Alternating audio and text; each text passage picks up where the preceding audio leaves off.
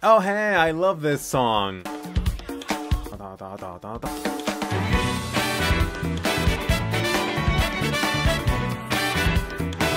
Something feels off. Okay, this must be like a fan-made edit for YouTube. Oh no, it just turns out it's China. So let's talk about it. Censorship in anime. I mean, let's be honest, censorship in anime is nothing new. And in the past few years, you have seen me touch on this. I think now it's just become a topic that's gotten that much more spotlight, since anime is that much more mainstream. Or at least it crosses into the mainstream pretty often. It's that huge. So I do want to examine some of these recent anime examples like the Dragon Maid, Demon Slayer, and some surprises too for you. Why is this happening more and more now? I'll just tell you, it's not what you may think. Oh, and the US and Japan are not scot-free. In some cases worse than China. So let's first look at Kobayashi's Dragon Maid Season 2. If I want to be honest, really one of the things that became the inspiration for this video. I mean, you might have seen the pictures floating around online, and I'm like, no, they didn't. And to my surprise, it was actually hella difficult trying to find the source. So I was thinking, did some anime fan just pull a fast one on us? But no, after more hours than I do want to actually admit, I was actually happy to find the censored Chinese Dragon Maid version. So right off the bat, let me just point it out there, the girls got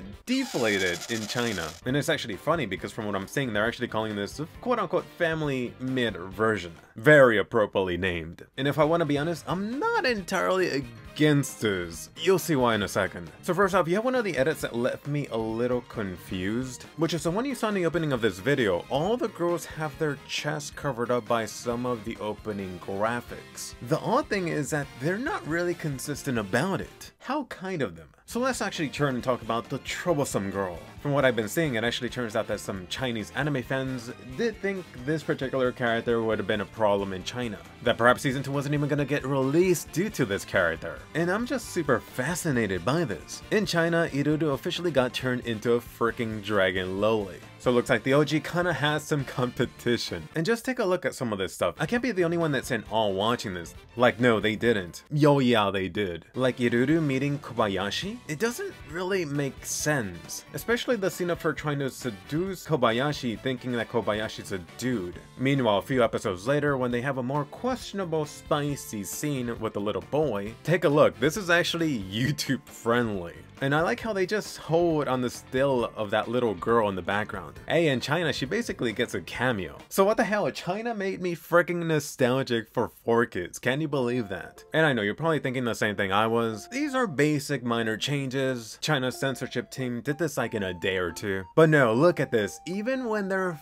fighting the first fight in the season 2 episode, which by the way, I guess undies are a-okay. It's stuff like this that really shows that even the anime studio, Kyoto Animation, was on board helping. It's kind of funny thinking if they just put the intern on this task. And after seeing this, I can't be the only one thinking, I'm not entirely against this, as long as we actually have the choice. This version might actually be the perfect one to show your little screecher. And I don't know if there's enough stuff here for a full in-depth video, but let me know if you want to see that potentially in the future. From my experience, YouTube is always iffy about this type of stuff, so I don't even think I'm going to try to monetize this video. Otherwise, YouTube is going to suppress it. Which is why, and fitting right with the Better Awareness Month, thank you for BetterHelp for sponsoring this video. Your well-being, your mental health, I think is one of the things that is not talked about enough. Whether you're feeling depressed, stressed, anxious, or just overwhelmed, BetterHelp is here to help. I mean, you may recall me really feeling overwhelmed the second part of last year. I definitely think seeking some form of therapy, someone to talk to, would have really helped. So BetterHelp offers you a licensed therapist that's trained to listen and help you. You could talk to the person through your choice of video, phone, or live messaging. And don't worry, of course it's all private. Because BetterHelp has over 20,000 therapists within a broad range of areas, it's actually pretty awesome with them able to find someone that fits your needs.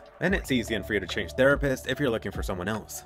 Once you filled out the questionnaire, you can actually talk to a therapist within 48 hours. So if you're not all 100% there like I was with your mental health, try BetterHelp today. So visit betterhelp.com/Foxen to join the 2 million plus people who've taken charge of their mental health with this experienced professional. And when you click the link down below, you'll get 10% off your first month. That's betterhelp.com/Foxen, and let's get back to the juicy topic. And for the next example, you love it or you hate it, Demon Slayer. It'll be funny if that wins Anime of the Year again. Even China couldn't suppress it, but they did try. And let's see if this is a hot take, because I don't disagree with the changes. So let's bring in the wonderful demon I did a full video on, Ducky. Obviously the way she's dressed is super spicy, so take a look at what China did. What is that? They put the demon in yoga pants? I mean, it doesn't fit the time period whatsoever, but hey, I dig it. And maybe I'm alone on this, but it doesn't look bad at all.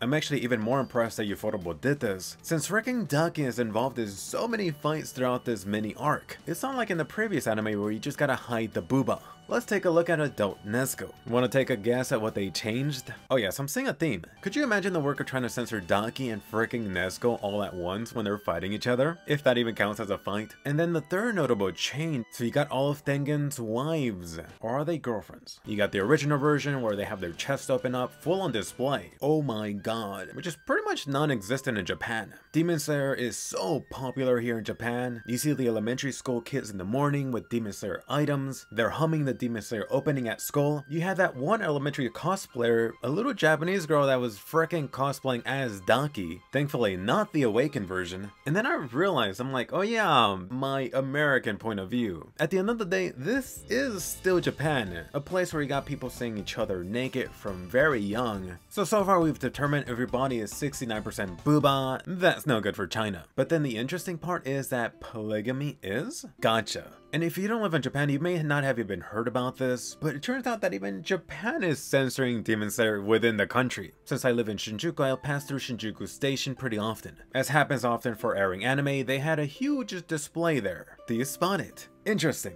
And looking back at the pictures I took, I didn't notice it at the time, but they also did the same thing for Nezuko. And I'm not leaving the US out of this. Sorry. You got the upcoming series Mato Seihei no Slave. The anime adaptation for this actually got announced quite a while ago, and it's actually coming up really soon. Which means the source material is getting a translation. Since us Americans are apparently way too sensitive to this S word, Yen Press officially is titling this The Chained Soldier. If you actually take a look at the manga cover in Japanese, it has slave, big and red. For anime, this of course is not exactly anything new. You have people heavily criticizing the Shield Hero for using slaves, although it's really slaves in name only. Pretty recently for Mushoku Tensei, you had the anime pretty much skipping a large part of the world building related to slaves. Especially with Rudy not only being okay with this stuff, but also getting turned on by some. Am I the only one crazy in thinking this is going way too far? I mean, even if you get past the title and the artwork, it is a major plot of the freaking story. Looking at how the US has handled this and Japan also too recently, I was like, maybe the stuff that China is doing is not that bad. That was until I was really shocked by what else they did to the Dragon Maid. There is this confession wedding scene at the end. In the Chinese version for the final episodes, they completely cut out the last 3 minutes. So yes, any hints at Yuri stuff? Denied by China. China will be China. Although as someone that does have an LGBT family member, this really got me against them. Either way, it really goes back to the initial question, is it China's fault? I mean, clearly the examples from Japan and the US recently were not. I think this quote from a Japanese anime director really sheds light on it. He did reveal that there's times that Japan needs more than Japanese viewers to make a profit off of anime. That's when they have to turn to China, since China is that big to sell their product. It's not the US that's number 2. In other words, it really just comes down to plain old money. You gotta make profit. Which is why, 1, I don't see this going away, and 2, if anything, I am predicting we're gonna see more and more of this. And hopefully I'm gonna be here to examine it, since it's very fascinating. Thanks for watching. So go ahead and smash that like and subscribe, and go ahead and check out this juicy video. Check me out on Twitch hitting the streets of Japan, and I'll see you later next week.